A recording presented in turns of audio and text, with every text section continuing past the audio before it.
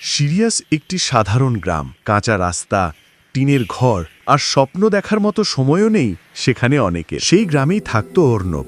চোখে ছিল বড় এক স্বপ্ন, একদিন আমি বড় অফিসার হব। প্রথম চাকরির পরীক্ষা দিল অর্ণব। ফল এলো ফেল।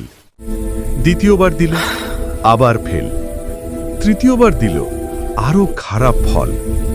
ব্যর্থতার পর ব্যর্থতা যেন তাকে ঘিরে ধরল। গ্রামের লোকেরা হাসাহাসি করে বলতো, ওর দ্বারা হবে না কিছু, পরীক্ষা দেয় আর ফেল করে ফিরে আসে। নিজের ঘরেও শান্তি ছিল না। মা বাবা রাগে বিরক্তিতে বলতেন, আর কবে মানুষ হবে? কতবার ফেল করলে তোকে বুঝবে? অর্ণব একা হয়ে গেল। রাতে ছাদের দিকে তাকিয়ে বুকটা হুহু করে উঠত। চোখের জল মুছে সে নিজেকে বলতো, সবার কথা ভুলে যাও, আমি লড়াই থামাবো না। সেই রাত থেকেই অর্ণব বদলে গেল। সকালে উঠেই পড়া, ভুলের নোট তৈরি, শিক্ষক খুঁজে পড়া, নিজেকে নতুনভাবে গড়ে তুলল।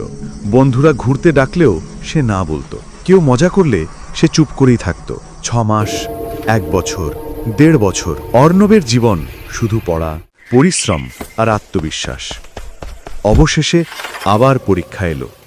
পরীক্ষার দিন সকালে সে চোখ বন্ধ করে বলল, এবার আমি নিজেকে হারতে দেব না।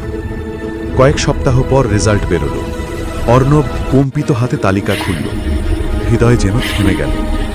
তার নাম তালিকার অপরের দিকেই।